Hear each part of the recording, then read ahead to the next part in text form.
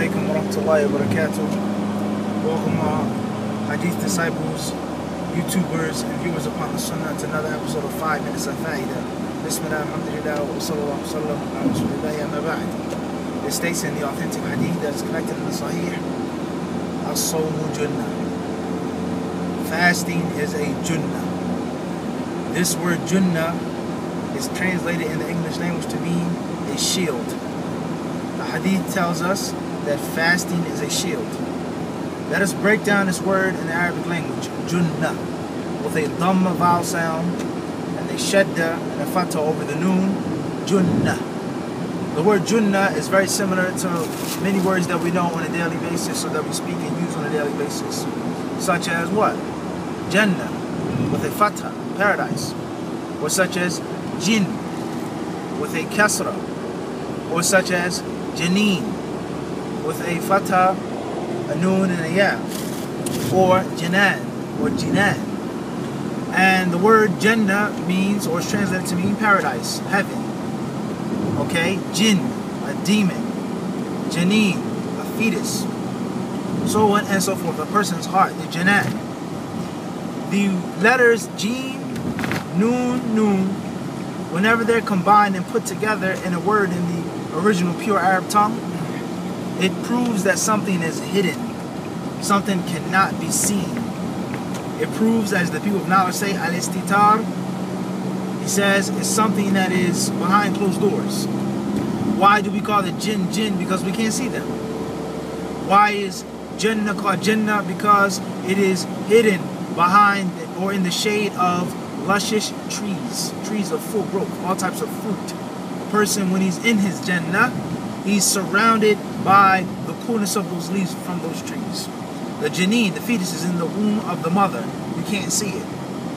So therefore, the Prophet ﷺ says, as-sawmu junnah. He says, fasting is a junnah. It's something that is hidden or something that hides. The word junnah here is translated to mean a tursa, a shield, a small shield, a big shield, a metal shield, a wooden shield. Al-Muhim, the combatant, the warrior, when he goes to battle, he has his pole arm in his hand and his sword or his mace or whatever he's fighting with. In the other hand, he has a shield. So it's his defense. The Prophet ﷺ, he tells us that fasting is a means of covering yourself. It's a means of hiding yourself. It's a means of you being hidden behind that shield. It's a means of defending yourself against what? One narration says, that is collected outside of the Sahih, as-siyam or sawmu junnatun minan nar. It is a shield and a protection from the fire. Another narration says, or some of the ulama, they explain it to mean junnah min ash-shahawat. It is a shield and a protection from lusts. And there's some of the people of knowledge, such as Al-Hafidh al-Nawawi, such as Al-Iraqi and his son, in his magnificent work Tarh al-Tafrib, one of the most classical explanations of hadith. He says that the correct opinion is that this hadith means or includes both angles and both aspects. That fasting is a means of protection against the fire and against lust and whims. Rather, the son of Al-Iraqi, he said that if you take one opinion, it necessitates and requires the next opinion. If fasting protects you from whims and lusts, then it's a must that it protect you from the fire. And that is because the Prophet ﷺ has told us in another authentic tradition, حُفَّتِ الْجَنَّةُ بِالْمَكَارِهِ وَحُفَّتِ النَّارُ بِالشَّهَوَاتِ. The hadith is collected in the Sahih. It says that paradise is surrounded by makarih, difficult things, hardships, sacrifice. And the hellfire, waliyadhu billah, is surrounded by shahawat, by lusts. Lust of one's tongue, lust of one's private area, lust of wealth, whatever the case may be, lust of the belly. Anything that is your base desires, your carnal desires.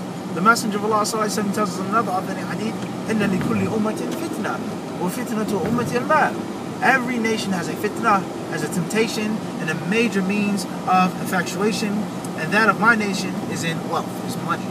So therefore, this beautiful hadith, it shows us and teaches us many things. From them, how the sunnah explains each other, how one part of the sunnah explains another part of the sunnah, and most importantly, is that fasting is a means of you avoiding lusts and desires. Until the next episode of 5 Minutes of Faida, walhamdulillahi rabbil alameen.